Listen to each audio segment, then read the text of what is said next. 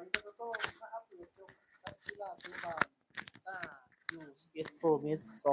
2026อยู่ที่ประเทศสเปนแต่แม่นว่า WAG นาคาลาวเฮาจบอยู่ที่อันดับที่8ก็แล้วแต่ว่าผลการแข่งขันแน่นอนต้องมีผู้ได้แชมป์ไปครอบครองเมื่อวานนี้เจ้าท่านผู้ชมวันที่3พฤษภาคม2026มีหลายคู่ในการแข่งขันหนึ่งในนั้นก็มีทางสปปลาวโดยเฉพาะแม่น WIG นาคา U11 ที่ได้ลงแข่งขันพบกับฝรั่งผลปรากฏว่า U11 WIG นาคาลาวสามารถเอาชนะ U11 จากประเทศฝรั่งไปได้1-0ส่งผลให้ WIG นาคาเข้ารอบ8ทีมสุดท้ายส่วนว่าแชมป์เก่า4สมัยอย่าง FC Barca คือว่าตกรอบ16ทีมสุดท้ายผลการแข่งขันในรอบ8ทีมสุดท้ายสปปลาวรับ WIG นาคาพบกับทาง Real Madrid ผลปรากฏว่า WIG นาคาเสียใส่ให้กับ Real Madrid ไป2-0อย่างน่าเสียดายเฮ็ดให้ WIG นาคาบ่สามารถเข้าไปในรอบ4ทีมสุดท้ายได้และก็ในมือเดียวกันก็ได้มีการแข่งขันกันอย่างต่อเนื่องในที่สุดก็ได้คู่ชิงชนะเลิศพบกันระหว่าง Giro Gardemir พบกับทาง Esterico ผลปรากฏว่า U11 Esterico Maris กลายเป็นแชมเปี้ยนในฤดูกาลนี้อยู่ที่สเปนแล้วสำหรับลูกนี้ลูกยำไส้ให้กับ Esterico Maris กลายเป็นแชมป์ในรายการต้า U11 2021ที่ประเทศสเปนถือว่าเป็นประตูไส้1ประตูเพื่อเฮ็ดให้ทาง Atletico Madrid กลายเป็น Champion of the Year 2026 Delta Championship for the first time in history นี่ถือว่าเป็นรายการใหญ่ระดับโลกต้า U11 Promise ขอแสดงความยินดีนำแชมป์สมัยใหม่และก็แชมป์เป็นครั้งที่อิดของหลานน้อย U11 จากทาง Atletico Madrid ในครั้งนี้ด้วยจากวันนี้เราก็มาเบิ่งฟอร์มของทาง WIG นาคากันตื่มจะอัปเดตนะครับท่านผู้ชมได้รับรู้สำหรับท่านใดที่บ่ได้ติดตามมาตั้งแต่ต้นส่วนแอดมินนี่ถือว่าแฟนพันธุ์แท้เด้อเจ้าท่านผู้ชมในมือทำอิฐที่ทาง WIG นาคาเดินทางไปถึงสเปนก็ได้มีการ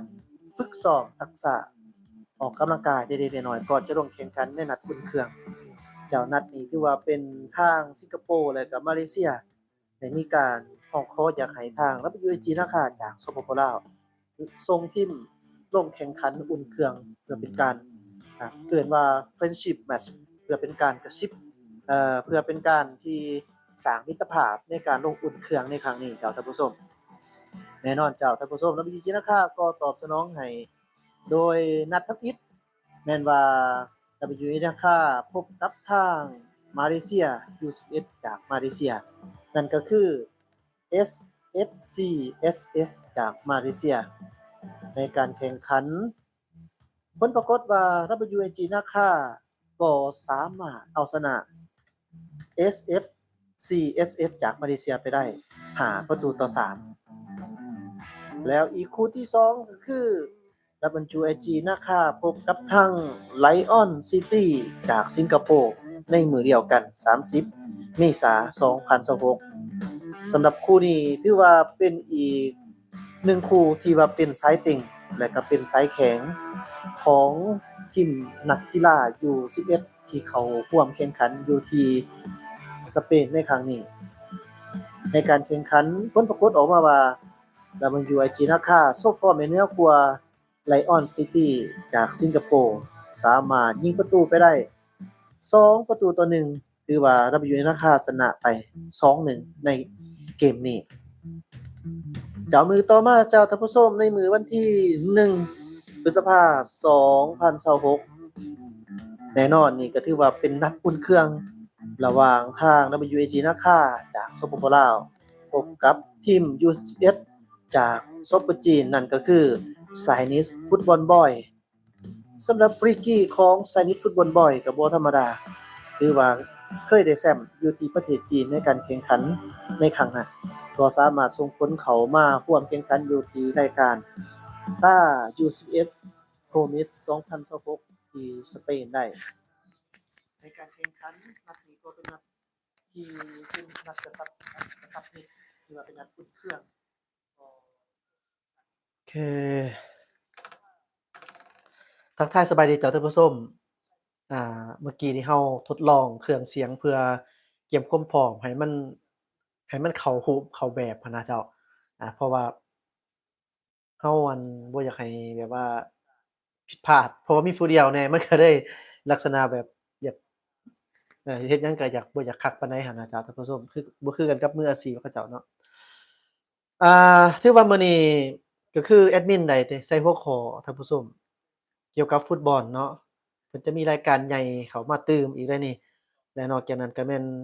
เกี่ยวกับเรื่องคำถามที่เราตั้งโดยเฉพาะแม่นเราตั้งคำถามไปว่าในการแข่งขันกีฬาเตะบาลในรายการ TAU11 Promise 2026ที่ประเทศสเปนบาร์เซโลนานี่แม่นว่า WAG ไล่WIG นาค่าหรือว่าเวียงไชเวียงกุลนาค่าได้หยังอันนี้คือเป็นหัวข้อที่เราถามและหลังจากที่ว่าเราได้มีการโพสต์ลงไปทาง Social ออนไลน์ก็ถือว่าหลายคนนี่ก็เข้าใจแต่ว่ามีอีกบางกลุ่มคนนี่คิดว่าเราเป็นคนลักษณะอ่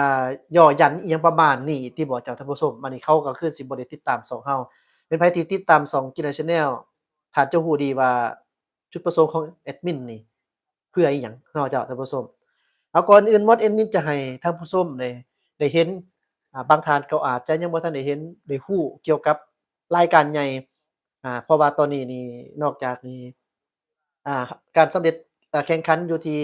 สเปนเราสำเร็จเสร็จสิ้นไปที่แล้วเรียบร้อยแล้วเนาะเจ้าท่านผู้ชมเราก็จัดอยู่ในอันดับที่8ที่8นี่บ่ได้ขี้ร้ายเด้อเจ้า18ที่8ของอัน16ทีมที่เพิ่นคัดออกมาฮอด16ทีมเข้ารอบยังหั้นนะ16ทีมลาวเราตกอยู่ในอันดับที่8ยังเขาว่าชิงเข้ารอบที่8ได้แต่ว่าไปเจอกับทางอ่าอิหยังก็ Real Betis เมื่อกี้นี่เราก็เสียให้เขาเจ้าไป2-0ก็ได้ส่งผลให้เราได้อยู่ที่รอบ8ทีมส่วนรอบ4ทีมสุดท้ายบ่สามารถเข้าได้แต่ว่าเราก็จบอยู่ในอันดับที่8ก็ถือว่าดีหลายเจ้าถือว่าดีเพราะว่าก็คือเว้าแหละมันหลายทวีปทั่วโลกที่เขาไปแข่งขันเนาะถึงว่าอยู่น้อยอยู่แต่ว่ามันเว้าเรื่องหลายทีมหลายชาติจากทั่วโลกฉะนั้นเราก็ได้เข้ามาอยู่ที่อยู่ที่รอบ8ทีมสุดท้าย ในอาเซียนเราก็ได้เห็นมีแต่ว่ามีอันนี้เราก็เว้าความจริงเนาะคือว่าเห็นแต่ลาวเรานี่ที่ว่าได้เข้ารอบ8ทีมหรือว่ามีบ่อันอื่นเราก็บ่ฮู้แต่ว่าตามเบิ่งมานี่เพราะว่าจนจบเราก็เห็นว่ามีแต่ลาวเราได้เข้ามาอยู่ที่รอบ8ทีมสุดท้ายอันนี้ก็ถือว่าผลงานที่ยอดเยี่ยมก่อนเราจะไปเว้าลึกไปกว่านั้นแอดมินจะให้ท่านผู้ชมได้เห็นตื่มให้ท่านอ่าเวียงไชวีไรกุลประธานสโมสร WAG นะคะท่านได้กล่าวตื่ม เกี่ยวกับรายการใหญ่เพราะว่าเพื่อจะเป็นการยั่งยืนให้ชัดเจนแล้วก็ลาวเราได้หยังแต่ก่อนเราจะมาโอ้ร่วมกันตื่มแล้วแอดมินขออนุญาตเปลี่ยนไปเบิ่งทางเวียงไชวิไลกุลเพิ่นได้กล่าวเนาะได้ออกจากนี้ไปก่อนแป๊บหนึ่งเจ้าแต่ว่าที่ให้เบิ่งช่องหั้นแอดมินเองนี่แหละเนาะมันจั่งบ่ติดลิขสิทธิ์เพิ่นคันบ่อนอื่นน่ะติดลิขสิทธิ์เพิ่นก็สิยากๆอยู่เดะนี่ฉะนั้นก็หวังว่าท่านผู้ชมสิเข้าใจอิหยังประมาณนั้นเจ้า เนาะตอนนี้เราก็ทักทายสบายดีเจ้าท่านผู้ชมเพื่อเป็นกระบวนการอยากให้ท่านผู้ชมทักทายสบายดีคอมเมนต์หาแอดมินแหน่เนาะเจ้าตอนนี้ฝนกำลังตกเด้ออยู่บ้านท่านผู้ชมนี่เป็นแนวใดอากาศดีบ่ฝนตกบ่ก็ทักทายสบายดีท่านผู้ชมคอมเมนต์มาจากไสแขวงใดเมืองใดหรือว่าอยู่ต่างประเทศก็สามารถทักทายสบายดีเด้อเจ้าอ่าฉะนั้นก็ฝากๆแหน่เจ้าฝากๆแหน่เนาะเพื่อว่าสร้างบรรยากาศ นี่แม่นเราจะใส่ในระบบ LED มันอาจจะบ่ได้ดังใจคือกันกับเราฉะนั้นก็ต้องขออภัยหลายๆดอกไปไสล่ะค้างอีกแล้วอ๋ออ้าวมันถือเขาเองวะนี่ มาถึงตอนเท่าไรสดอยู่ตอนนี้โอ้ยขอโทษจ้ะแป๊บหนึ่งเด้ออีกเทื่อหนึ่งเขาจะเสียงแจ้งดีเมื่อกี้เนาะทักทายสบายดีเด้อเจ้าท่านใดอยู่ไสก็ฝากส่งเพราะว่าแอดมินนี่จะพยายามอีกได้นี่เพราะว่ามีรายการใหญ่เราจะมาไลฟ์สดให้ท่านรู้ ตื่มเนาะว่าการที่แข่งขันของลาวเราโดยเฉพาะเป็นไปเวทีสากลระดับโลกแบบนี้มีความสำคัญคือแนวใดฉะนั้นท่านผู้ชมหลายท่านที่เราได้แสดงความคิดเห็นหัวข้อหยังออกไปแล้วก็บ่เข้าใจก็มีโดยเฉพาะเป็นลงในโซเชียลออนไลน์จ้ะท่านผู้ชมทักทายสบายดีเบิ่งท่านเวียงไสวีรกุลประธานสโมสร WUAG นะคะท่านได้กล่าวเติมจ้ะเอากับลูกๆเขาก็ลิ้นดีสุดแล้วเนาะมื้อนี้น่ะโอเคสบายดีข้าพเจ้าชื่อเวียงไสวิไลกุลประธานสโมสรวิไลกุลนาคาหรือว่า WIG นาคามาฮอดตอนนี้เขาก็มาจบแล้วแต่ว่าเขาก็สิได้ดีกว่าปีกายเนาะอาจจะแรงที่5ที่6ที่7ที่8เนี่ยแหละเขาจะอยู่ในระดับนี้แต่ก็เข้าเป้าข้าพเจ้าแล้วเพื่อเขาตั้งใจไว้ก็คือสิมาฮอดรอบ8ทีมเขาจะเข้ารอบ8ทีมในครั้งก็อีกเทื่อหนึ่งท่านผู้ชมมันที่ให้เบิ่งคือเนื่องจากว่าอยากให้ท่านผู้ชมผู้ที่บ่ทันได้เบิ่งได้เห็นเพราะว่าเพิ่นจะรายงานเกี่ยวกับเรื่องแผนการแข่งขันต่อไปครับนี่คือทีมลาวมีแต่ทีมเดียวนี่เขามาฮอดจุดนี้แล้วก็คิดว่าลูกหลานหมดทุกคนก็เฮ็ดให้พวกเราได้ม่วนซื่นภูมิใจมาเนาะจนฮอดตอนนี้แล้วก็ก็ยอมรับเขาเจ้าเก่งเนาะก็เขาก็มีการผิดพลาดแรกๆท่านเนาะเสียประตูแรกครับโดยการเสียประตูง่ายๆแล้วก็กีฬาก็มีการเปลี่ยนแปลงก็บ่เป็นหยังนั่นเป็นประสบการณ์ให้ลูกหลานเฮาในอนาคตต่อไปก็สิได้แก้ไขอันใดที่มีปัญหาสิ่งที่พาลูกหลานผ่านมาเทื่อนี้เนาะก็ได้ความสำเร็จซ้ำนี้มันภูมิใจที่สุดแล้วเฮาอย่าไปหวังแล้วก็บ่ได้คิดหวังว่าสิไปถึงจุดที่1ที่2ยังมีสโมสรยักษ์ใหญ่อยู่เป็นแถวเขายังสิสู้กันอยู่ก็คือสเปนนะยัง4ทีมเนาะสิเข้ารอบ4ทีมต้องเข้าก็สิแบ่งกันเอาแล้วตกแล้วก็ภูมิใจแล้วที่ได้มาฮอดรอบ8ทีมนี่ครับแล้วก็ขอขอบใจกองสมกองเชียร์แฟนครับหมดทั้งภายในและต่างประเทศที่เห็นส่งเชียร์กำลังใจให้หลายที่สุดที่เห็นมานี่ตั้งแต่เฮาสร้างสโมสรขึ้นมานี้ดังนั้นขอรายงานอีกเทื่อนึงสโมสรของเฮาในสุดนี้นี่มันมา U11 เนาะ U11 นี่มันคือมาครั้งที่3เนาะแต่ละครั้งก็ดีขึ้นแต่เทื่อนี้มันดีหลายเลยแหละได้มาฮอดจุดนี้นะเป็นแต่ละรุ่นบ่แม่นชุดเก่าเด้คนใหม่เนาะมาคนเก่าก็สิมีแต่เท่าอนุสักท่านพอปีกายเราแบกอายุมาปีก่อนก็แบกอายุมาปีนี้มันอายุแท้เราโอเคแต่ว่าก็คิดว่าบ่ได้ให้แฟนขับผิดหวังหลายดอกแต่ว่าก็พาร์ทเทื่อนี้เขาก็ยอมรับแล้วต่อไปขอฝากว่างี้เขายังมีรุ่น U10 เนาะที่จะไปแข่งขันอยู่สเปนอยู่เมือง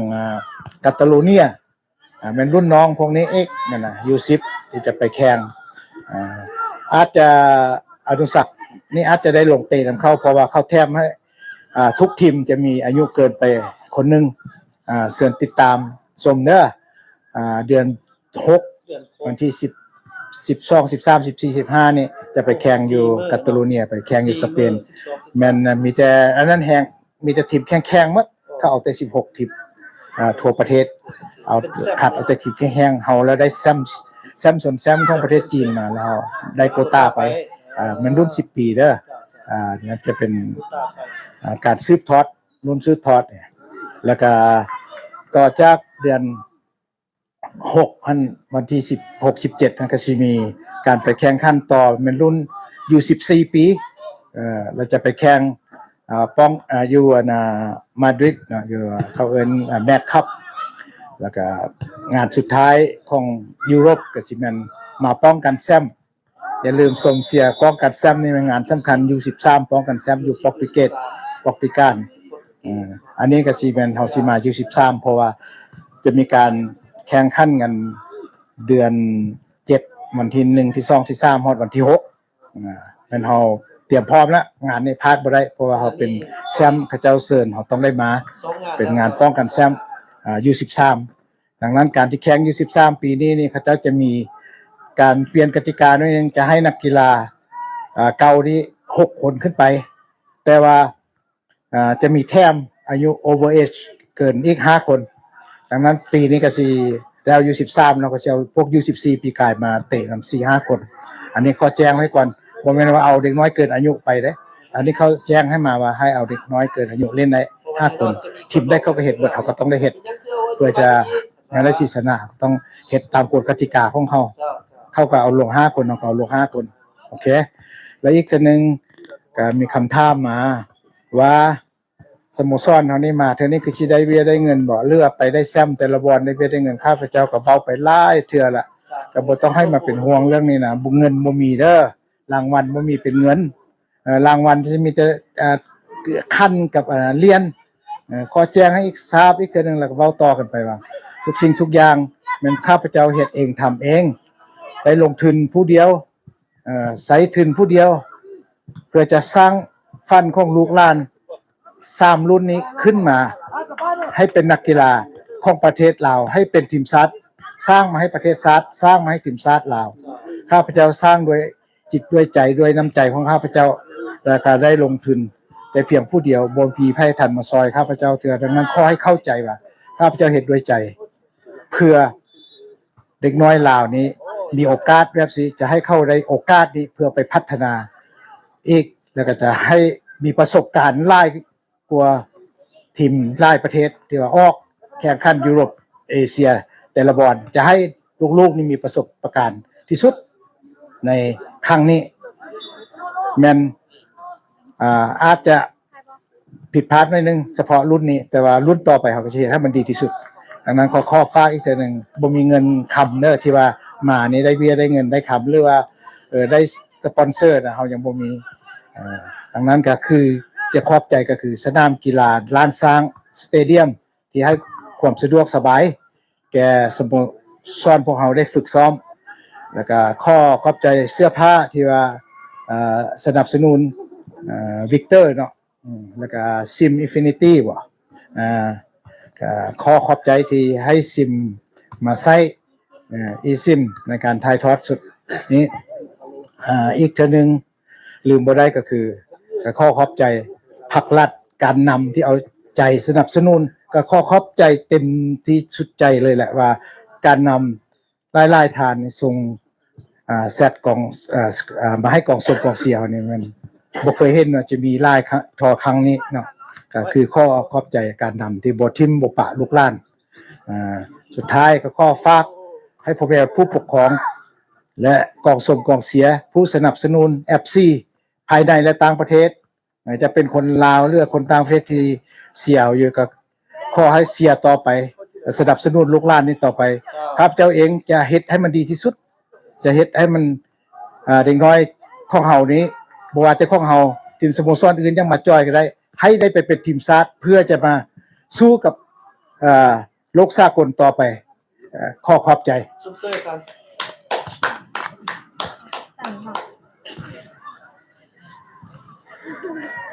เจ้านี่ถือว่ารายละเอียดเนาะรายละเอียดที่ทางทานเวียงไสวิไลกุลประธานสโมสร WIG นะคะท่านก็ได้กล่าวไว้เบิดแล้วเนาะว่าเกี่ยวกับเรื่องการแข่งขันต่างๆเนาะถึงนัดนี้เฮาจะบ่เข้าไปฮอบลึกกว่านี้ฮอบ8ทีมสุดท้ายก็ถือว่าได้สุดยอดละโอเคฟังโค้ชเติมจ้ะภูมิใจสุดนำเด็กน้อยเนาะ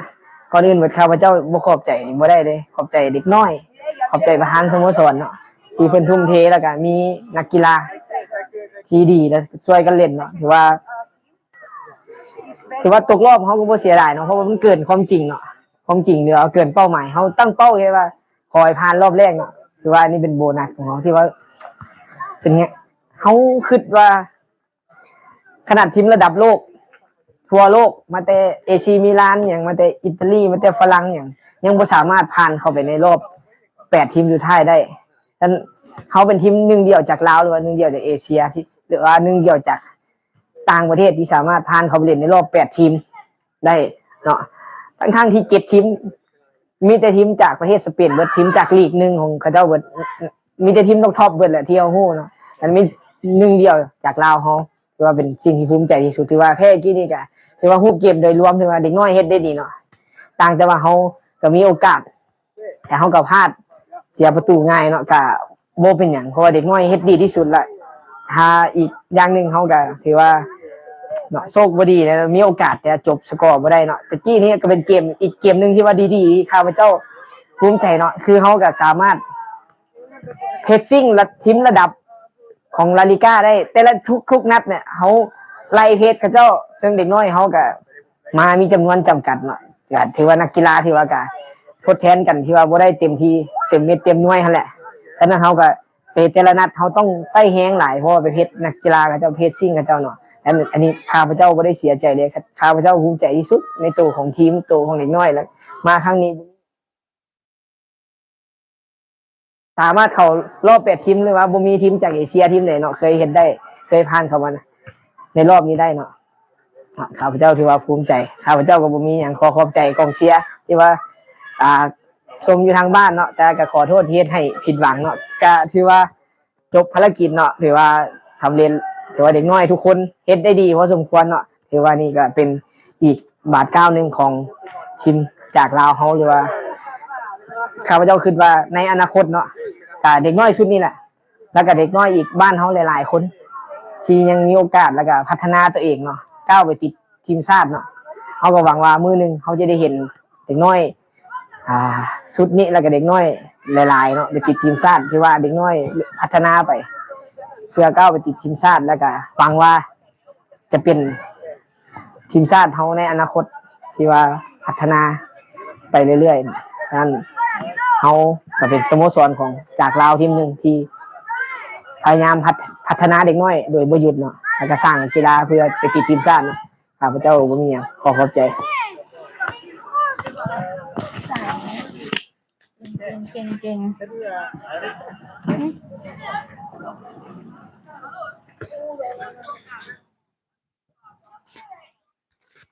จากท่านผู้ชมนั้นถือว่าเป็นโค้ชเนาะหรือว่าทานต้นจักริดหน่อยส้มสีหัวหน้าคู่ฝึกทีม WIG นาคา U11 เนาะเจ้าU11 ที่ว่าได้ฝึกเข้าไปแข่งขันในรายการท่า U11 Promise 2026ที่ประเทศโปรตุเกสประเทศสเปนเนาะขอโทษเจ้าประเทศสเปนคือกันกับทานเวียงไสวีไดกุลเพิ่นได้กล่าวมาแล้วเนาะว่างานใหญ่เนาะงานใหญ่เรายังคงรออยู่เกี่ยวกับเรื่อง U11 รายการท่านี่ถือว่าหมดแล้วเนาะจบสิ้นเราก็อยู่ที่อันดับที่8ของ16ทีมสุดท้ายที่เขาร่วมจัดอยู่ในอันดับที่8คันสิเปรียบเทียบคันสิเทียบใส่ว่ามีจักทีมนี่ทั่วโลกนี่โอ้เว้าความจริงน่ะมีหลาย10ทีมเลยแหละเจ้าท่านผู้ชมแต่ว่าเพิ่นมาจัดอันดับระหว่าง16ทีมลงมาหยังต่างๆนี่นะครับเราอยู่ในอันดับที่8เนาะอันดับที่8ฉะนั้นก็บ่ได้ขี้ร้ายเจ้าท่านผู้ชมบ่ได้ขี้ร้ายอยู่ในอันดับที่8รายการใหญ่เวลาเดือน6คือเพิ่นเว้าผ่านมาเจ้าจะมีป้องกันแบบว่าแชมป์ชิงแชมป์แหน่เพราะว่าริกกี้ของหลานน้อยเฮาที่ไปได้แชมป์อยู่จีนก็ถือว่าเพิ่นได้ริกกี้ตัวนี้น่ะจะไปแข่งขันนะอ่าฉะนั้นแม่นว่ารายการนี้แม่นเพิ่นจัดเอาตั้งแต่ผู้ที่ได้แชมป์มาประลองกันว่าซั่นซะคันเว้าแบบกังฟูก็แม่นมาประลองยุทธกันหั้นน่ะ มาประลองยุทธกัน นี่รายการใหญ่อีกเนาะแล้วยังมีอีกตัวรายการหนึ่งก็คือ U10 เป็นน้องของ U11 นี่ก็จะได้ไปแข่งขันอยู่ที่สเปนเนาะคือเพิ่นเว้านำกันผ่านมานี่แหละว่าจะไปแข่งขันอยู่ที่ประเทศสเปนอายุ10ปีแต่ว่าในหั้นแน่นอนจะมีดราม่าเกี่ยวกับอายุอีกแล้วนี่นะเนาะคันบ่เข้าใจสิย้ำเติมแต่ก่อนหน้านี้ก็ท่านเวียงไสเพิ่นได้กล่าวไปแล้วเนาะแต่แอดมินจะย้ำเติม ใน U10 ที่จะไปนี่นะเจ้าท่านผู้ชมหมายความว่าเจ้าภาพหั้นน่ะเพิ่นมีโควตาหรือว่ามีเกี่ยวกับเรื่องทางนโยบายพิเศษว่าซั่นซะให้แต่ละทีมเนาะบ่แม่นให้เฉพาะทีม WH นะคะก็คือในทีมหนึ่งนี่แม่นจะเพิ่มผู้ที่มีอายุหลายกว่า10ปีหั้นคนหนึ่งเข้าไปร่วมนำนั่นหมายความว่าจะมีคนหนึ่งอายุกาย10ปีและก็สิแม่นใหญ่กว่าเพราะว่า11ปีขึ้นไปเด้เนาะอันนี้เขาเจ้าจะเอาอยู่10ฉะนั้นผู้ที่จะได้ไปนี่ก็เป็นหลานของประธานเวียงไสวีรกุลเองเนาะก็คือน้องอนุสักษ์บิลเกตฉายาเพิ่นเมสซี่ที่ว่าเป็นกัปตันทีมแม่ทัพทีมที่นำทีมไปแข่งขันเมื่อกี้นี่แหละอยู่ทางสเปนนี่แหละเนาะเจ้าอาฉะนั้นน้องอนุสักษ์นี่แม่นจะได้เข้าไปเล่นเพียงแต่คนเดียวนี่แหละตามชาติที่เพิ่นเว้าเป็นผู้ใหญ่กว่าเนาะ ความหมายว่าหลานนี่บ่ได้หมายความว่าใช้เส้นไปดินเดะถึงเพิ่นเป็นหลานประธานสโมสรก็แม่นอยู่แต่ความสามารถของเรานี่ถือว่ามันอันดับต้นๆมันเหนือว่าซั่นซะสำหรับน้องอนุสักษ์หรือว่าบิลเกตนี่ก็คือคันสิเว้าว่ายูจีนนี่แม่นฮู้เลาหลายเพราะว่าเรานี่โชว์ฝีไม้ลายมือดีเกี่ยวกับไปดินอยู่จีนได้ครองแชมป์มาโอ้คนขอถ่ายรูปนำอนุสักษ์นี่หลาย สโมสรอยู่จีนจนบินมาเวียงจันทน์มานี่เพื่อหยังเพราะว่าเขาเจ้าเห็นผลงานของ WG นาคานี่เนาะว่าไปโดดเด่นให้เขาเห็นเขาตาเขาเจ้าหลายเขาว่าเป็นหยังประเทศน้อยๆพลเมืองน้อยๆแบบนี้เป็นหยังมาเปรียบเทียบใส่ประเทศมหาอำนาจคือจีนพลเมืองมี1,400ล้านคนมันจักเท่าไรเป็นพันส่วนเออ แล้วเป็นหยังคนในเมืองเราน้อยเป็นหยังคนประเทศลาวจึงมีเด็กน้อยที่เตะดินได้ดีขนาดนี้อิหยังประมาณนั้นนะเขาเจ้าเบิ่งนะอันนี้คือความจริงเนาะบ่แม่นเรามาตั้งเว้าหยอกกันแล้วเขาเจ้าน่ะบินมาหาสโมสรWIG นาคานี่มาเพื่อร่วมฝึกซ้อมนำอยากมาขอเบิ่งทักษะอยากมาขอเก็บเกี่ยวนี่จีนเขาฉลาดเห็นบ่เจ้าท่านผู้ชมอันนี้เราติดตามเราจังฮู้เนาะเราติดตามเราจังฮู้บ่แม่นเราหาว่าเฮาว่าไปบ่แม่นเดะจีนเขาได้มาอยู่เป็นทิศ อยู่สโมสร WG นาคาเนี่ยได้เอาทีมงานก็คือทีมกีฬาเตะบอลเยาวชนของจีนหั้นนะมาร่วมลงฝึกซ้อมร่วมกันอาประมาณนั้นพู้นใดบ่แม่นว่าเฮาอั่นขี้ร้ายเด้อเจ้าท่านผู้ชมมันบ่แม่นขนาดนั้นขออนุญาตเนาะฉะนั้นอยากให้เข้าใจว่าลาวเราบ่ได้ขี้ร้ายโดยเฉพาะแม่นทีมนี้จับตาไว้เด้อเจ้าคันบ่ติดทีมชาตินี่แอดมินนี่แปลกใจที่สุดเดะ ถ้าหากว่ายังดินดีแบบนี้ได้ใหญ่เกินไปแล้วมาล้มมาเหลไปนี่ก็โอ้อันนี้ก็บ่ได้มาตรฐานเพิ่นก็บ่เอาเข้าได้ทีมชาติบ่แม่นว่าอยู่ซื่อๆก็หาว่าเอากันเข้ามันบ่แม่นเด้อเจ้าท่านผู้ชมฉะนั้นก็ต้องดินดีต้องฝึกซ้อมต้องมีการเก็บตัวกันให้อ่าเป็นแบบต่อเนื่องให้เป็นแบบมืออาชีพต่อไปนี่ติดแน่นอนเนาะคันบ่ติดก็ยังเก่าว่าแปลกใจว่าซั่นซะแปลกใจต้องใช้คำว่าแปลกใจเป็นหยังจังว่าซั้น เอาคนดินดีบ่ได้ติดสินะสมมุติว่าเนาะแม่นบ่ล่ะเจ้าท่านผู้ชมคือกันกับเซ็งนั่นแหล้วนักเรียนคนบักเก่งๆเซ็งได้ทุกเดือนบัดเซ็งขึ้นห้องเซ็งบ่ได้อันนี้นะอันนี้ก็ต้องได้เบิ่งคืนอีกเทื่อหนึ่งเนาะอาทักทายสวัสดีท่านผู้ชมที่เข้ามาติดตาม38คนบ่เป็นหยังเนาะเจ้าน้อยหรือหลายบ่เป็นหยังแอดมินแค่มาอยากให้ท่านผู้ชมได้รู้แล้วก็อยากกล่าวถึงตื่มเนาะ นอกจากนั้นก็ยังมี U13 อีกเนาะเจ้ามี U13 ก็ได้แข่งขันอยู่ทางพุ่นน่ะยุโรปอิหยังต่างๆพุ่นน่ะทางอิหยังก็เมื่อกี้นี่เราเว้าในทางสเปนทางอิหยังก็หลายเนาะมันอยากมืดแต่แอดมินก็เลยลืมแต่ว่าทานยังใช้วีรกุลทานเองก็ได้กล่าวไปเบิดนั่นแหละเนาะมีรุ่นอายุ14ปีอีกนี่สิไปเตะอยู่ที่ Marist เนาะเอ่อ14ปีก็ได้ไปคือกันมี10มี13มี14นี่ เห็นบ่ลาวเขาเท่านั้นเด้อนี่ได้เข้าเด้อเจ้าท่านผู้ชมบ่แม่นง่ายเดะก็คือท่านยังชัยวิรกุลเพิ่นกล่าวแหละว่าทุกเพิ่นเฮ็ดทุกอย่างนี่ก็เพื่อเยาวชนลาวเพื่อคนลาวว่าซั่นซะเพื่อประเทศชาติหยังประมาณนั้นแล้วบัดนี้เฮามาร่วมกันตืมเกี่ยวกับหัวข้อเนาะหลังจากที่เฮารู้นี่แล้วนะเด้อก็ฝากก็แล้วแต่ท่านผู้ชมดอกว่าคันมักฮักอยากเชียร์คันไปซอกเบิ่งซอกหยังเห็นยากหรือว่าอยากให้ทางแอดมินมาเว้ามาว่าไผมักในสไตล์แบบแอดมินนี่นะ ก็สามารถ Subscribe ติดตามไว้เนาะถ้าหากว่าฮอดมื้อมีการแข่งขันนี่แอดมินเองนี่จะมาเฮ็ดแบบเก่านี่ให้ท่านผู้ชมได้เบิ่งนอกจากนั้นนี่บ่แม่นเฮ็ดไปแล้วเอาผลประโยชน์เอาล่ะแอดมินจะบ่เฮ็ดแบบนั้นเนาะแอดมินเพิ่นมาเพิ่นหยังต่างๆในงานนี่เพิ่นเดี๋ยวนี้ถ้าหากว่าอยากอุดหนุนอยากซุกโย่เพิ่นหั้นนะเนาะก็คือเพิ่นมีเสื้อให้แฟนบ้านของเพิ่นเออไว้ไปอุดหนุน ไปซื้อหั้นแหล้วซะว่าเอาจั่งซี้ซะไปซื้อราคาก็สิบ่แพงเกินไปดอกจ้ะท่านผู้ชมบ่ฮอดดอก500,000บ่หรือว่ากลัวบ่ก็บ่ฮู้แต่ว่าคือสิบ่ฮอดดอกคือสิบ่ฮอดดอกแอดมินเองนี่ก็สิไปซื้อมาใส่เนาะให้มันเป็นสุด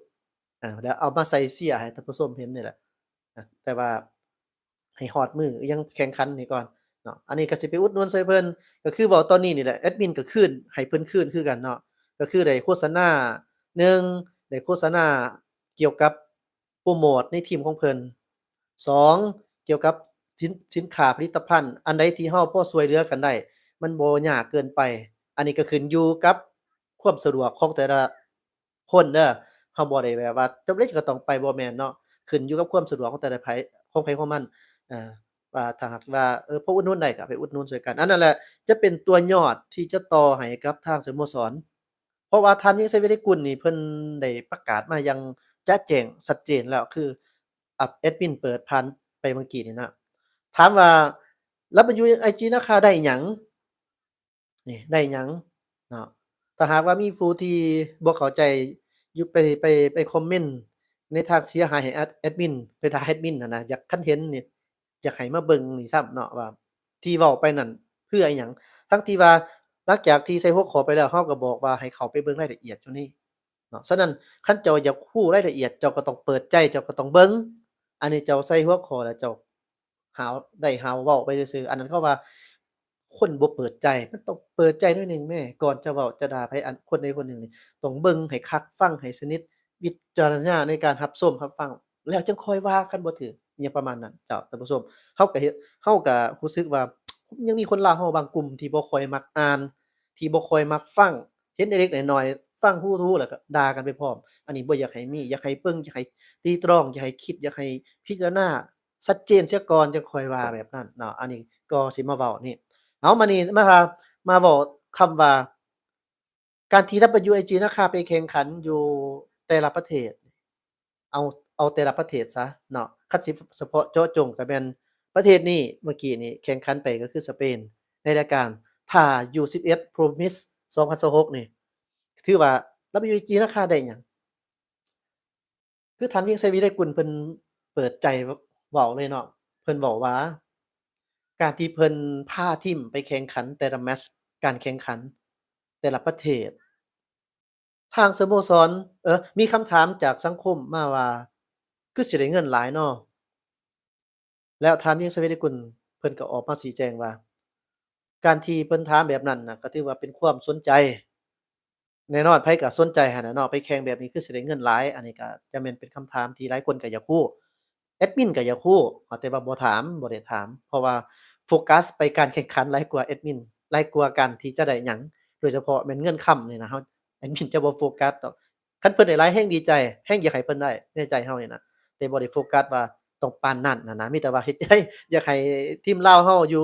WBG นาคาลาวเรานี่ได้เข้ารอบได้แชมป์พุ่นน่ะใจเราอยากได้ตัวนั้นพุ่น ถึงบ่ได้เงินจักกีบแต่ว่าใจเราอยากให้ได้อันนั้นพุ่นหลายกว่า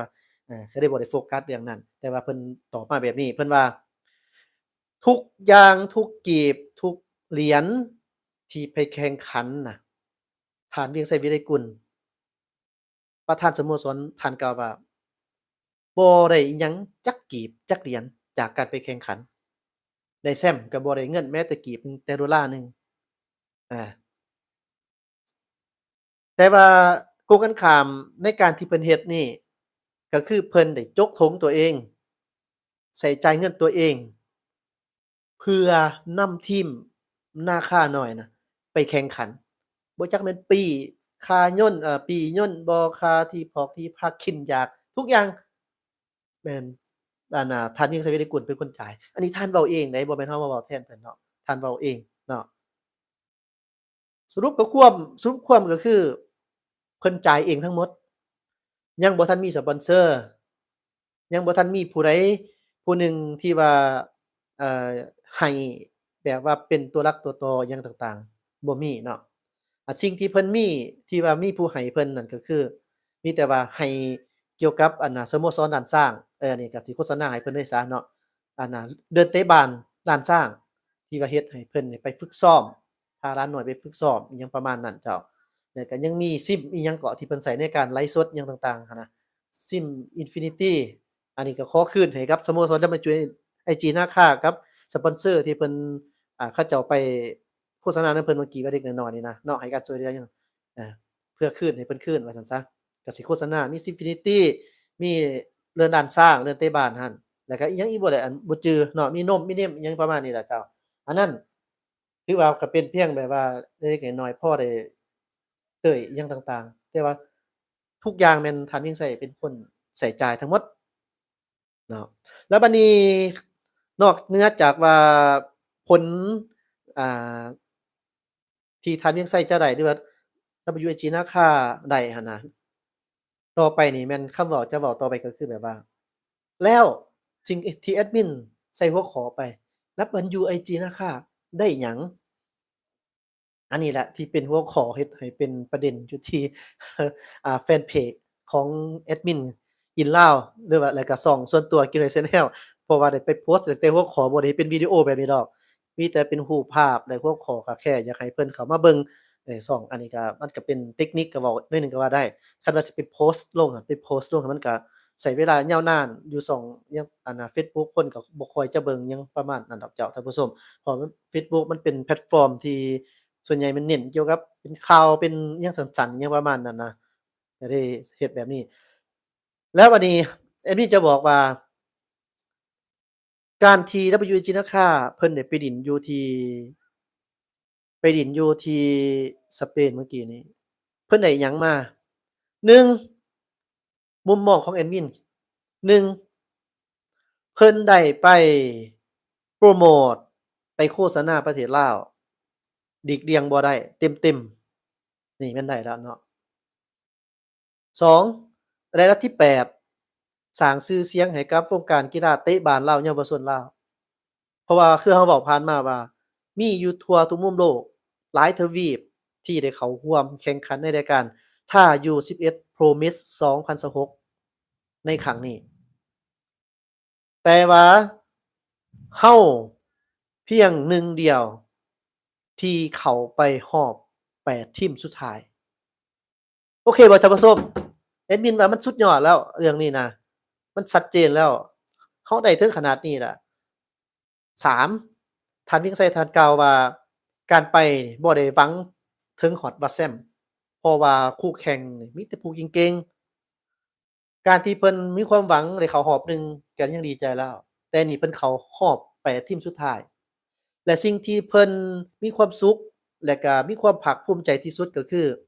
เพิ่นได้มีประสบการณ์ให้หลานน้อย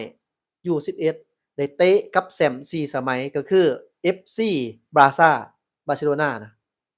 อันนี้ถือว่าเตะกับทีมระดับโลกอยู่ในสายเดียวกัน WH นะคะเตะบ้านกันกับทาง FC Barca อันนี้คือประสบการณ์ระดับโลกเพิ่นว่าที่เพิ่นได้เสมอกัน1-1อีกกินฮอดบ่ได้ซ้ำแชมป์4สมัยกินฮอดบ่ได้ซัมบ่พออันนี้บ่ได้แม่น risk degree เพิ่นเด้ออันนี้มันคือความจริงซัมบ่พอน่ะเราได้เข้า8ทีมส่วนแชมป์สมัย4สมัย Ricky อะนะตกรอบ16ทีมอยู่เพียงแต่รอบ16ทีมบ่สามารถเข้ารอบ8ทีมได้แต่เราได้เข้านะท่านผู้ชมลองคิดเบิ่งเนาะว่าเราก็แข็งบ่เนาะผลงานมันโชว์แล้วบ่แม่นมาหยองกันก็บอกหลายเทื่อว่าผลงานโชว์ให้เห็นแล้วว่ามันเป็นแบบนี้อันนี้แม่นเพิ่นได้เนาะอาที่4แม่นหยังบัดนี้เนาะเพิ่นได้น่ะเราได้น่ะ ที่จริงมันก็ร่วมกันกับโฆษณาประเทศลาวแต่ว่าอันนี้ก็สิแตกย่อยออกมาหน่อยหนึ่งก็คือเพิ่นได้ไปโฆษณาเกี่ยวกับเรื่องทางติบข้าวทางแค้นเสียงแค้นสังเกตได้เวลาที่เพิ่นอ่าแล้วการแข่งขันเพิ่นก็จะมักเอาแค้นขึ้นมาเป่าดินถึงบ่เป่าแท้ก็แม่นเอามาให้เป็นสัญลักษณ์และก็มีติบข้าวอิหยังต่างๆนะอันนี้คือการส่งเสริมเกี่ยวกับเรื่อง ศิลปะวัฒนธรรมของลาวและก็เครื่องดนตรีประเภทแคน ของลาวที่ปู่ย่าตายายเฮาได้สร้างขึ้นมาให้นอกจากหั้นยังมีได้หยังอีกแหน่ได้ภาพพจน์ที่ดีได้เฮ็ดให้ชาวโลกหั้นรู้จักประเทศลาวขึ้นหลายเติบยกตัวอย่างอันนี้ยกตัวอย่างบางคนบ่รู้ว่าออกไปนอกแล้วยังมีหลายประเทศโดยเฉพาะแม่นผู้คนเขาบ่รู้ประเทศลาวเดะยังมี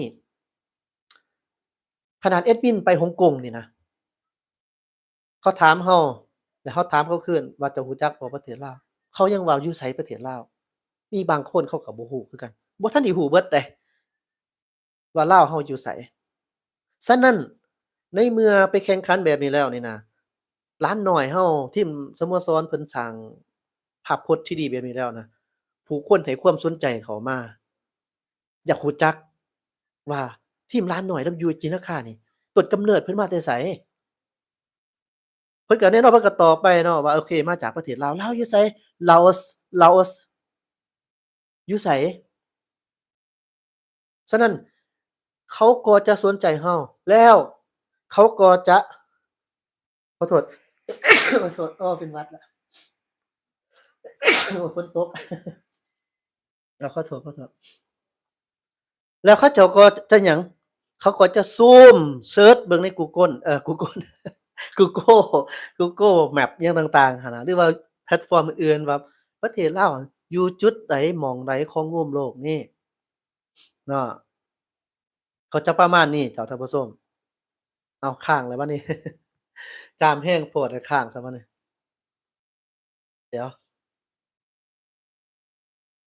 ขอโทษเด้อเจ้าเดี๋ยวอันเพิ่นค้างหน่อยหนึ่งสัญญาณบ่ดีบ่เนาะอ่าใช้อารมณ์หลายโพดเนาะสัญญาณบ่ดีบ่เดี๋ยวอันแอดมินขออนุญาตแป๊บหนึ่งเด้อเจ้าท่านผู้ชมขออนุญาตแป๊บหนึ่ง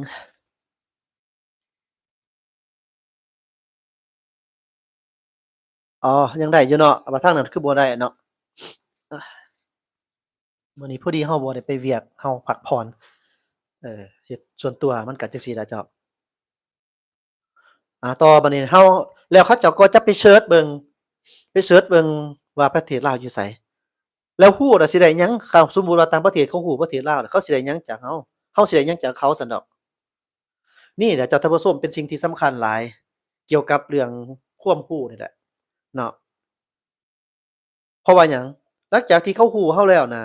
เขาไปเซิร์ชเบิ่งเขาก็จะมาเบิ่งเกี่ยวกับประเทศลาวเราประเทศชาติบ้านเมืองเรามาเบิ่งว่าประเทศลาวนี่เป็นจั่งใดวัฒนธรรมคือจั่งใดมีสถานที่ท่องเที่ยวผูกอยู่ไสจั่งใดเป็นตาดึงดูดใจบ่มีวัฒนธรรมขีดคอกประเพณีทำนบธรรมเนียมอิหยังประมาณนั้นเจ้าท่านผู้ชมเป็นคือจั่งใดเนาะ แล้วมันก็จะนำไปหยังนำไปสู่อยากไปเยี่ยมยามอยากมาเยี่ยมยามเกิดเป็นการท่องเที่ยวคันเว้าเรื่องการท่องเที่ยวหมายความว่าบ่อนใดมีมีคนบ่อนนั้นมีเงินฉะนั้นเงินจะอยู่นำคนถ้าคนมาเงินก็จะมานักท่องเที่ยวหลายเงินก็เข้าประเทศกลายเป็นการท่องเที่ยวที่สร้างรายได้ให้กับประเทศชาติให้กับท้องถิ่นพร้อม และก็ชื่อเสียงบทบาทของประเทศน่ะมันก็จะโดดเด่นขึ้นในเวทีสากลอันนี้จุดดีได้หยังเนาะที่เราเว้าอะนะยังมีหลายๆอย่างที่ได้หลายกว่าอันนี้อีกยังมีอีกที่เราจะอธิบายต่อไปอาจจะบ่เบิดจักเทื่อดอกเจ้าคำว่าได้เว้าโดยรวมแล้วมันเป็นสิ่งที่ดีดีหลายเนาะอันนี้ก็ขอชมเชยเป็นกำลังใจบ่แม่นว่าแต่ญ้องแต่ทีม WAG นาคาดอกจ้ะท่านผู้ชม ก็ขอฝากทีมสโมสรลาวอ่าที่ว่าเป็นเยาวชนนี่แหละเนาะแอดมินนี่เน้นแรงเยาวชนนี่เพื่อว่าเราจะต่อยอดในอนาคตยังมีทีมนี่ทีมอันBG ลาวเรานี่เนาะแล้วก็ทีมอิหยังเกาะที่ฮู้มานี่นำท่ายูไนเต็ดมีทีมล้านช้างมีสโมสรนั่นแหละเนาะเขาเอิ้นสโมสรมีนำท่าแล้วก็ หยังโอ้หลายเติบอยู่เดี๋ยวนี้กำลังเกิดขึ้นใหม่เนาะเบ้สวรรค์จั่งซี้เออกำลังเกิดขึ้นใหม่สำหรับวงการกีฬาเตะบาลมีทั้งเยาวชนมีทั้งวัยหนุ่มมีทั้งแข่งขันระดับลีกต่างๆก็มี ฉะนั้นก็เป็นกำลังใจให้ทุกๆทีมเนาะเพื่อปั้นให้กีฬาลาวเฮานี่มันเด่นขึ้นมาโดยเฉพาะแม่นกีฬาที่ยอดฮิตยอดนิยมเนี่ยก็คือกีฬาเตะบาสนี่ล่ะเจ้า ประเทศจีนเป็นประเทศที่ใหญ่มหาอำนาจพลเมือง1,400ล้านคน เขายังงงกับประเทศลาวนักเล่นลาวว่าคือว่าเก่งหยังประมาณนั้นเราเว้าผ่านมาแล้วเมื่อกี้เนาะเพราะว่าพลเมืองน้อยๆแต่ว่าซอกได้ถือว่าดีฉะนั้นนี่แหละคือเป็นการที่เวลาเราเปิดโอกาสให้ไผสักคนหนึ่งเนี่ยมันเป็นยอมที่ดีโดยเฉพาะแม่นบุคคลนั้นที่บ่มีโอกาสแต่ว่ามีพรสวรรค์ เพราะว่าเรื่องแบบนี้นี่มันเป็นหยังที่ประเสริฐที่สุดอะเนาะประเสริฐหลายที่การที่มีการให้โอกาสกันนี่นะเป็นเรื่องที่ประเสริฐอีหลีคือต้องยกย่องอีกเทื่อหนึ่งว่าเพิ่นประกาศรับทั่วประเทศแล้วมาคัดเอาได้บ่หมายความว่าประกาศแล้วทุกคนมาต้องได้บ่แม่นเนาะมันก็เว้าเรื่องแบกรับรายจ่ายเว้าเรื่องเอาไปดินก็มีเพียงแต่10คน11คนเท่านั้นบ่แม่นว่าสิมีหลายคนอิหยังประมาณนั้น ฉะนั้นเพิ่นก็ต้องคัดเอาเป็นไผที่มาดินแล้วเนาะมาดินแล้วก็มาเตะบ้านมาเฮ็ดให้เพิ่นเบิ่งมาซ้อมหยังมาฝึกให้เพิ่นเบิ่งเป็นไผที่เข้าตาเพิ่นเนาะมีแววมีพรสวรรค์มีเทคนิคดีเพิ่นก็คัดเลือกเอาเข้าร่วมก็คือหลานน้อยเฮาได้ไปนี่แหละก็มียังมีอีกหลายคนแต่ว่าบ่ได้ไปมีแต่หลานน้อยที่ไปเท่าที่เฮาเห็นนั่นแหละอันนี้ก็ถือว่าแม่นการคัดไปฉะนั้นเพิ่นเปิดโอกาสให้คนทั่วประเทศนี่ ได้มีการฝึกซ้อมได้มีการดินได้มีการคัดเลือกอันนั้นเป็นสิ่งที่ดีหลายเจ้าท่านผู้ชมเนาะอันนี้เปิดโอกาสให้ลูกให้หลานเฮาเนาะบ่ว่าเขาสิเป็นคนจนคนทุกข์คนหังคนรวยมาแต่ไสก็อย่าเถาะคันเฮ็ดเพื่อชาติได้นั่นน่ะบ่จำเป็นต้องมาเอาคนรวยดอกเจ้า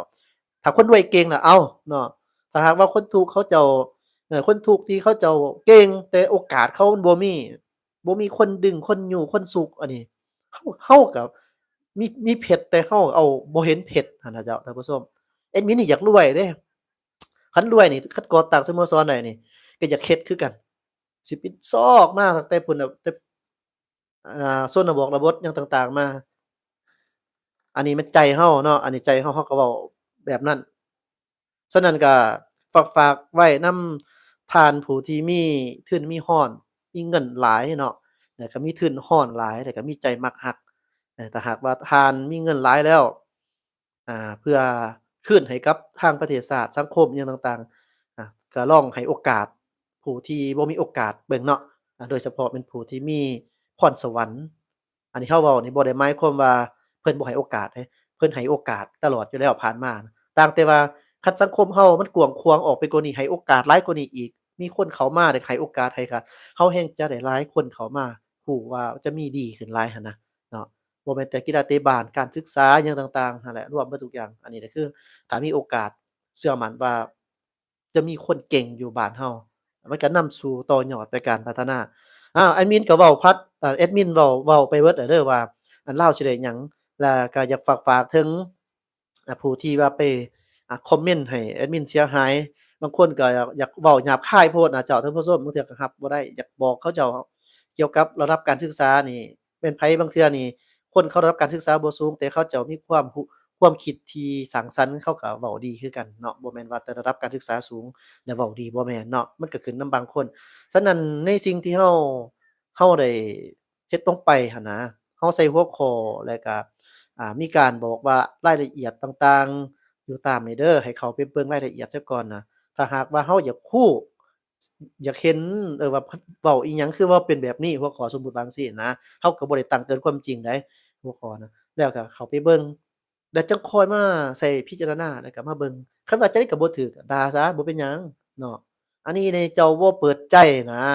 เจ้าบ่มักอ่านเจ้าบ่เปิดใจนะเจ้าแค่เห็นแต่ว่าเบิ่งแล้วบ่ถูกใจบ่คักใจน่ะแล้วเจ้าเว้าโลดนี่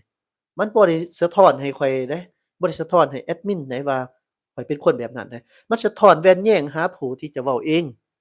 ว่าเจ้าเป็นผู้ใดเป็นหยังเจ้าต้องเว้าแบบนี้ แว่นแย้งมันจะสะท้อนหากับผู้ที่เฮาเว้าไปในทางที่มันอันนั้นเอง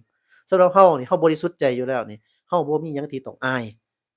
เพราะว่าเฮาให้ทุกอย่างที่แบบว่ากระจ่างแจ้งอยู่แล้วฉะนั้นเปิดใจหน่อยหนึ่งอันนี้แม่นฝากถึงผู้ที่เว้าให้เนาะว่าเว้าแบบจั่งใดวะมันคำศัพท์มันบ่อยากครับปานใดเนาะเจ้าแค่เปิดใจแล้วเจ้าต้องเบิ่งในมุมมองคันบ่เปิดใจก็แค่เลื่อนผ่าน เพราะว่าช่องนี้นี่แม่นเฮ็ดตั้งแต่เริ่มต้นมานี่เฮาโพรโมตประเทศชาติบ้านเมืองเฮาพยายามอยากเฮ็ดให้มันดีเนาะอยากให้จั่งใดบ่ซักสิว่าอย่างน้อยก็มีส่วนร่วมว่าซั่นซะประมาณนั้นเจ้าท่านผู้ชมแม่นไผที่ติดตามก็คงจะรู้แล้วยังมีเด้อท่านผู้ชมก็คืออีกเทื่อหนึ่งรายการใหญ่ฝากไว้สิ่งที่แอดมินอยากเว้าก็เว้าเบิดไปแล้วเกี่ยวกับเรื่องนี้คันสิเว้าต่ออีกก็หลายอยู่แต่เราจะบ่เว้าแล้วเรื่องนี้มีแต่ว่ามีรายการที่จะมาเตะนี่แล้วก็ยังมีรายการอื่นๆที่สร้างชื่อเสียงให้กับประเทศเราก็อาจจะมาแบ่งปันกันเนาะเจ้าท่านใดที่ว่าสนใจมาเราก็สามารถติดตามได้ก็เท่านั้นจ้ะท่านผู้ชมที่มาร่วมมาว่ามื้อนี้เนาะก็คือท่านเวียงไสวรรณกุลเพิ่นก็เว้าผ่านมารายละเอียดต่างๆว่าได้อิหยังเป็นจั่งใดอยู่ไสหวังว่าคงจะเคลียร์เนาะเจ้าแต่แอดมินเด้ได้อิหยังแหน่จากนี้ก็แน่นอนจ้ะท่านผู้ชมถามว่าเฮ็ดไปคันบ่ได้มันก็สิเฮ็ดอยู่ซั้นบ่อันนี้นี่เว้าความจริงได้นี่มันได้น้อยแต่ว่าเฮ็ดไปด้วยใจมักหลายกว่าเนาะเฮ็ดมานี่หลายปีแล้วแต่ว่าใจเอาคันสังเกตเบิ่ง2แอดมินเป็นหยังบ่ทันฮอด100,000subscriber เพราะว่าแอดมินก็ถามว่าอยากได้บ่อยากได้คันมีก็เอาคันบ่มีก็ธรรมดาอาเรื่องนั้นนะเพราะว่าคันอยากเฮ็ดแบบโฟกัสตั้งแต่แบบนั้นน่ะเราคือท่านผู้ชมรู้ว่าต้องเฮ็ดจั่งใดเนาะต้องมีการอันนั้นอันนี้ย่องนั่นย่องนี่ย่องประเทศนั้นประเทศนี้เราย่องได้แต่ว่าเราต้องเบิ่งความเป็นจริงบ้านเราก็คือกันเนาะเราก็เอาคอนเทนต์ที่มันเป็นแบบสร้างสรรค์มาอิหยังประมาณนั้น อันนี้ก็อยากฝากไว้กับท่านผู้ชมผู้ที่ติดตามช่องนี้มาตลอดเนาะโอเคก็สิมีแต่เท่านั้นเนาะแต่ว่าบ่มีไผอันน่ะคอมเมนต์มีคอมเมนต์มามีผู้หนึ่งเนาะเจ้ามีผู้ออกสื่อแสงวงศ์วิไสเนาะเจ้าเพิ่นก็ทักทายสบายดีเจ้าขอบใจหลายๆเจ้าขอบใจที่ทักทายตอนนี้ยังมีผู้เบิ่งอยู่ที่33ยูสเซอร์กำลังเบิ่งเนาะเจ้าทักทายสบายดีมีหยังอยากถามแอดมินเนาะเอาเดี๋ยว เบิ่งต่ออีกหน่อยหนึ่งซะมีหยังอยากถามแอดมินว่าจั่งใดก็ลองถามได้จ้ะเราก็มาโอ้ร่วมกันเพราะเนื่องจากว่าตอนนี้เราเป็นการไลฟ์สดมันเลยบ่ได้มีอิหยังที่ลักษณะแบบว่าคือกันกับภาพที่ตัดต่อเนาะอันนี้ก็คือแบบไลฟ์สดมีแต่ว่าท่านผู้ชมสามารถออนไลน์ร่วมกันมื้อนี้ก็มีโอกาสเนื่องจากว่าฝนก็ตกแหน่แล้วก็แอดมินบ่ได้ไปเวียกแหน่ก็เลย มาไลฟ์สดให้ท่านผู้ชมได้เบิ่งอยู่แล้วอยู่คือกันอันครูที่เห็นนี่สีส้มคือกันนี่แม่นครูใดน้อนี่เนาะอ่า WAG นะคะกับประเทศหยังน้อสีส้มเด้อฝรั่งบ่เนาะบ่สีบัวบ่นี่เสื้อสีบัวฝรั่งเนาะอากับฝรั่งกับฝรั่งเสียให้ลาวท่านผู้ชมเคยเห็นซั้นบ่เตะบานน่ะฝรั่งเสียให้ลาวมีแต่ผู้น้อยอะได้กินคันว่าคันรุ่นใหญ่บ่ว่าดอกบ่ว่าเทียบกันดอกเนาะอา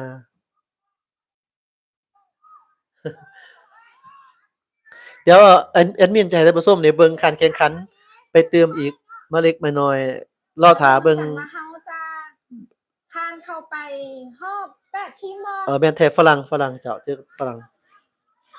ถ้าเบิ่งคอมเมนต์มาแล้วจะสิตอบดิ้นจนหายใจนำบ่ทันแล้วนะตอนนี้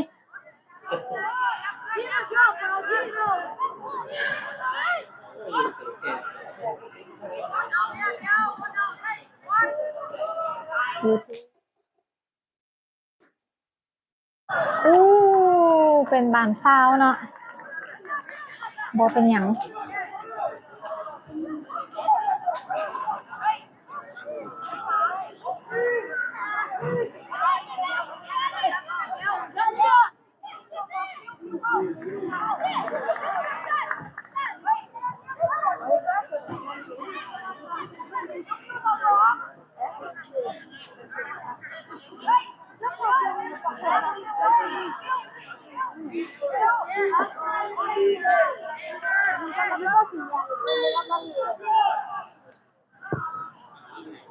โอ้ยเก่งหลายสุดยอดเป้เฮามื้อหน้าไลฟ์สดแอดมินจะพยายามเอาจอใหญ่แล้วก็จะขยายให้เห็นชัดเจนกว่านี้ในการไลฟ์สดเจ้า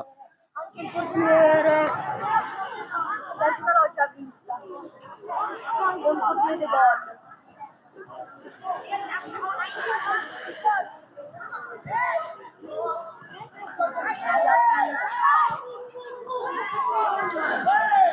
ดหักก็สังเกตว่ามือหักเขาเจ้าจนขึ้นมาเตะน้ำเนาะ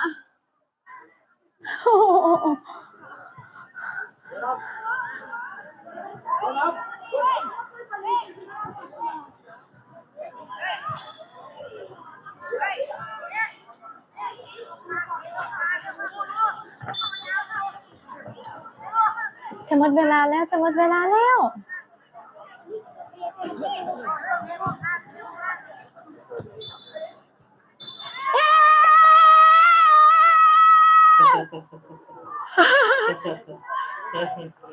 สุดยอด โอ้พิธีกร WAT นะคะตัวแทนหนึ่งเดียวจากสปปลาวเขาหอบ เข้าสู่รอบ8 ทีมสุดท้ายแล้วเจ้า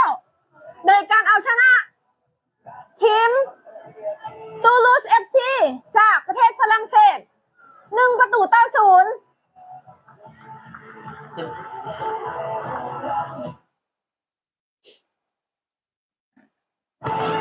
น้องๆเขาถือว่าทำหน้าที่ได้ดีเนาะรุ่นทุกวินาทีเลยจ้ะ ถ้าจื้อบ่ผิดนี่ต่อไปนี่ท่านยิ่งใส่จะมาโชว์เกี่ยวกับเรื่องแค้น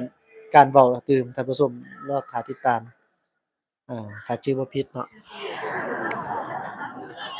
ได้มาเตะให้ทีมดังๆเบิ่งนี่เฮาก็สุดที่จะภูมิใจแล้วเนาะบ่ว่าจะเป็นทีม FC มิลานบ่ทีม Atletico Madrid บ่ Real Madrid บ่โอ้ทุกคนจะต้องมาตบมือให้น้องๆเฮาเนาะสุดยอดอีหลี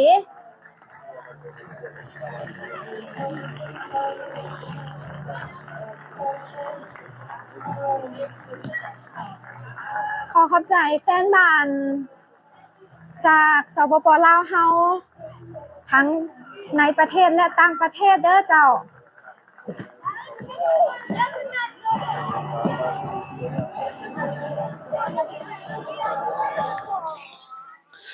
รอท่าเบิ่งอีกจักหน่อยเนาะตอนนี้ยังบ่ทันเห็นไผคอมเมนต์มาถามหยังต่างๆ อ๋อมีแล้วบ่นี่โอ้มีแต่ส่งกำลังใจสู้ๆเนาะเจ้าถือว่าโอ้แอดมินก็แต่เริ่มต้นนับตั้งแต่แมตช์อุ่นเครื่องจนว่าฮอดรอบ8ทีมซิ่งเข้ารอบ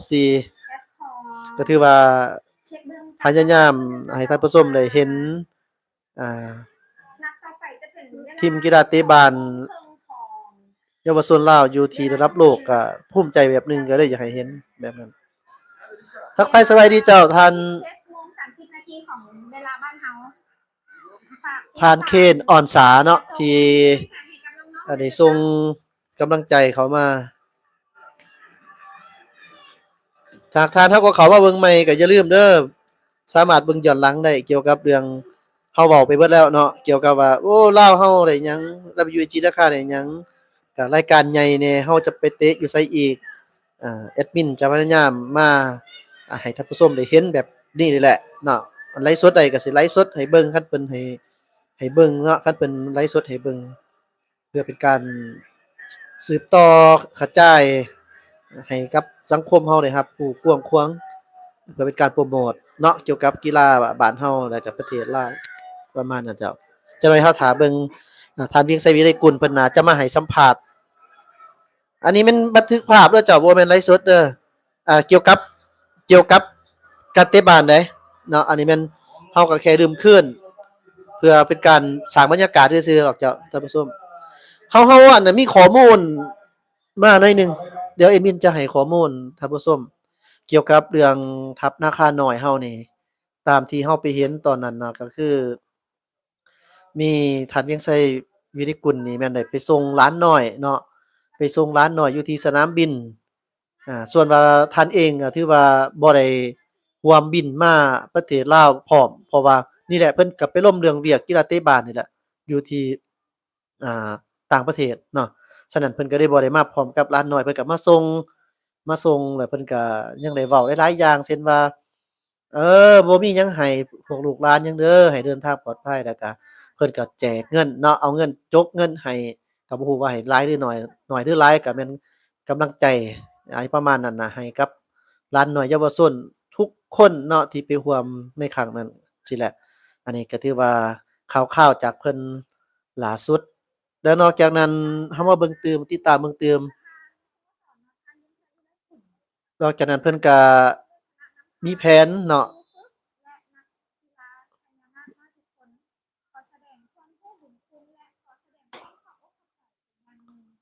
แล้วก็มีแผนที่จะมาฮอดประเทศลาวนี่น่ะเจ้าบินมาเป็นไผที่อยากไปต้อนรับไปหยังเพิ่นก็บอกเนาะในนี้เพิ่นว่าขอเชิญชวนแฟนๆ FC WIG นากาทุกๆท่านมาร่วมแสดงความยินดีและต้อนรับทัพนาคา U11 กลับบ้านในมื้อวันอาทิตย์ที่10พฤษภาคม2026 เวลา 17:20 นาทีตอนแรกเนาะ17โมงPM เจ้า1115โมงเช้าว่าซั่นซะอยู่ที่สนามบินสกลวัดไตนครหลวงเวียงจันทน์เนาะท่านใดที่ว่าอยากไปต้อนไปรับเพิ่นก็สามารถไปได้เนาะเจ้าแอดมินนี่คันบ่ค้าก็สิไปเบิ่งตัวจริงก่อนเจ้าเบิ่งตัวจริงก่อนวันที่10 เนาะประมาณนั้นเจ้าสิเอาภาพบรรยากาศมาให้เบิ่งคันบ่ค้าหยังเลยเนาะอันนี้ก็ต้องยังบ่ยัง50-50อยู่เพราะว่าเฮามันค้าแหน่หั้นน่ะเจ้าก็จะประมาณนี้เนาะถือว่าเพิ่นความอัปเดตล่าสุดเพิ่นให้เบิ่งและเพิ่นก็มีการจัดอันดับเกี่ยวกับเรื่องจัดอันดับทีมในการเตะเมื่อกี้นี่ว่าได้ที่เท่าไรเฮาก็แน่นอนเว้าไปแล้วเนาะว่าอยู่ในอันดับที่8อย่างเป็นทางการแล้วก็อ่าจาก60ทีมเนาะเจ้าเด้อสิเว้าอีกเทื่อหนึ่งก็คือเพิ่นสรุปการแข่งขันวันที่อันดับที่1หาที่16ทัพนาคา WAG นาคานี่จบอยู่ที่อันดับที่8จาก60ทีมใน40ประเทศทั่วโลกแหมท่านผู้ชมว่าจั่งใดบ่แม่นน้อยเด้เนาะ40ประเทศทั่วโลกเด้เฮาได้อยู่อันดับที่8รู้สึกซี้เนาะก็เป็นตาอยู่เด้ เออเนาะอ่าอันดับที่8จาก60ทีมใน40ประเทศทั่วโลกเพิ่นว่าถึงแม้นว่าจะอยู่ในอันดับกลางตาราง แต่น้องๆก็ได้ใจได้ใช้ชนะได้ใจพี่น้องชาวลาวเฮาทั้งประเทศและก็ต่างประเทศที่ส่งเข้าร่วมกำลังใจอย่างล้นหลามและก็สิ่งที่สำคัญแม่นว่ายังชนะใจแฟนบ้านที่อยู่ข้างสนามและก็แฟนบ้านนานาชาติที่ติดตาม WG นาคาอีกด้วยอันนี้แหละที่ว่าบ่ธรรมดาต้องบอกเลยว่าบ่ธรรมดา60ทีมจาก40ประเทศนะก็ถือว่าน่าชื่นชมเพิ่นเอ้าแม่นไผมีเวลาเนาะท่านใดคิดที่ว่าได้ไกลไปไกลมาทางนั้นอยากแวะรับก็บ่เป็นหยังเนาะอยากไปแวะรับเพิ่นอยากไปแวะเอ่อเยี่ยมยามหลานน้อยทีมนาคาก็แวะได้ในวันที่10พฤษภาคม2026เวลา 17:20 นาที5:20 นาทีเนาะเจ้า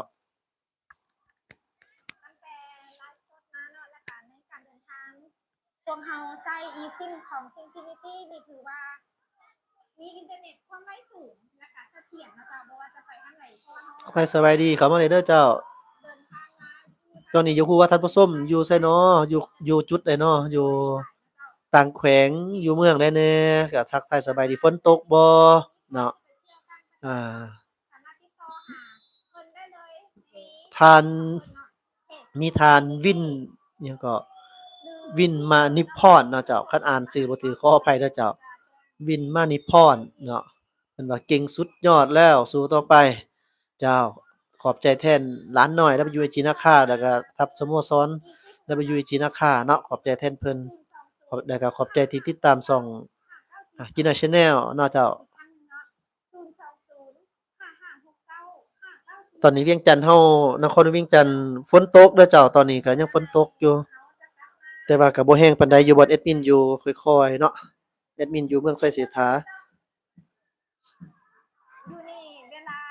จะเริ่มขึ้นแม่น 12:30 นาที เดี๋ยวเฮามาเบิ่งอีกจักเล็กจักน้อยเจ้าเพื่อทักทาย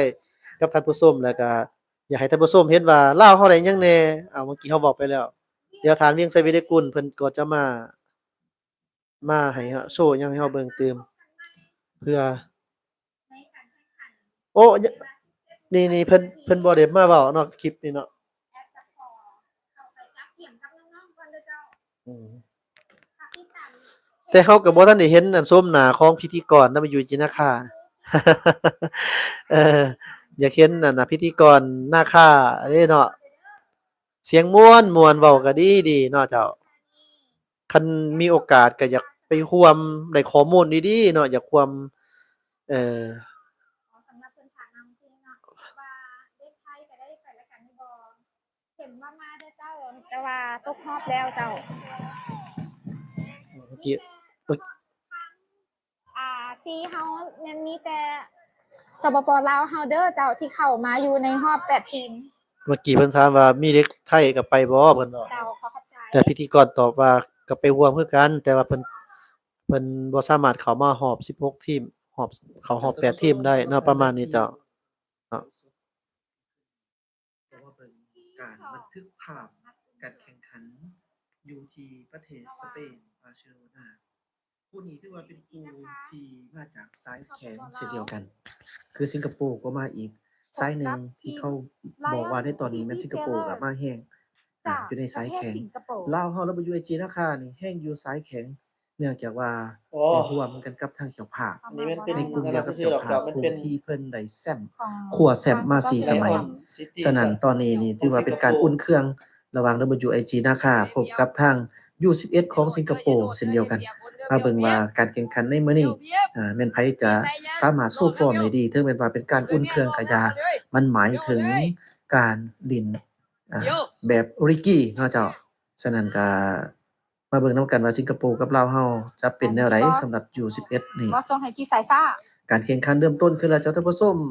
สำหรับ WAG นะคะ U11 เสือสิ ซึ่งนัดนี้เป็นนัด8ทีมสุดท้าย แข่งเลยเนาะ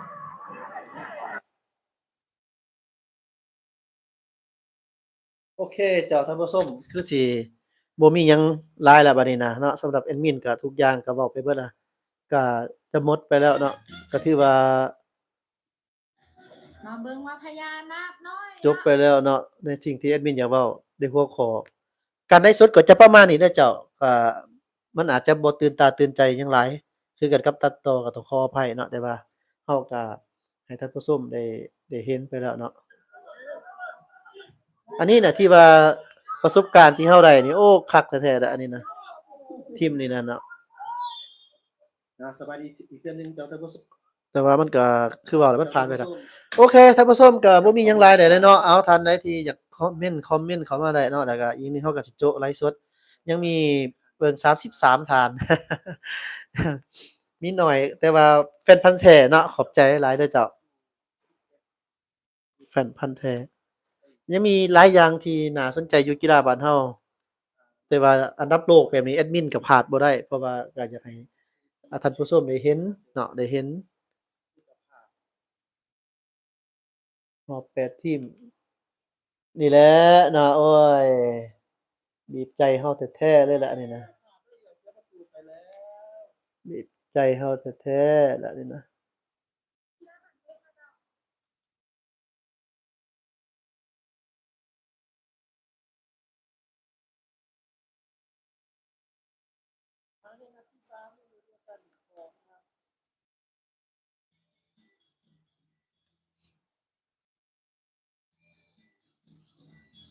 โอเคเมื่อกี้นี่ก็ได้เบิ่งไปแล้วเนาะคลิปเมื่อกี้พวกนี้ก็สิมีเท่านี้จ้ะท่านผู้ชมพอดีเนาะตอนนี้เวลา 11:07 นาทีในตอนเช้าถ้าท่านผู้ชมบ่มีคำถามหยังแอดมินก็สิขออนุญาตโจะในการไลฟ์สดในครั้งนี้อีกเทื่อหนึ่งจ้ะท่านผู้ชมขอฝากเนาะสำหรับการเบิ่งข่าวเกี่ยวกับเรื่องการเบิ่งหัวข้อข่าวหรือว่าอิหยังต่างๆถ้าหากว่าอันใดบ่คักบ่แน่ก็สามารถตำหนิติเตียนได้เนาะ แล้วก็ให้เบิ่งเนื้อหาเนื้อในก่อนจังค่อยอ่าวิเคราะห์จังค่อยเว้าค่อยว่าเนาะเพราะว่าเฮาอยากให้สังคมลาวเฮานี่เฮาบ่แม่นผู้สั่งการได้ดอกเจ้าแต่เฮาก็พยายามที่จะอยากให้สังคมลาวเฮานี่ได้มีหยังที่พัฒนาไปเรื่อยๆถึงแม้ว่าตอนนี้พัฒนาไปแล้วก็อย่าแต่อยากให้พัฒนาไปอีก ผื่อยังมีบางคนที่ยังบ่ทันพัฒนาก็มีเนาะก็คือผู้ที่บ่ค่อยเปิดใจมีแต่เห็นแบบว่าบ่มักแล้วก็เว้าไปก่อนฉะนั้นก็อยากให้เปิดใจเบิ่งอ่านให้ชัดเจนเบิ่งอ่านฟังเข้าใจแล้วก็อยากให้มีการวิเคราะห์เบิ่งแนวใดมันเหมาะสมหยังต่างๆเนาะแล้วจะค่อยคอมเมนต์ได้อิหยังประมาณนั้นเนาะบ่คือกันกับที่เราเว้าผ่านมาแหละว่า บ่เปิดใจเบิ่ง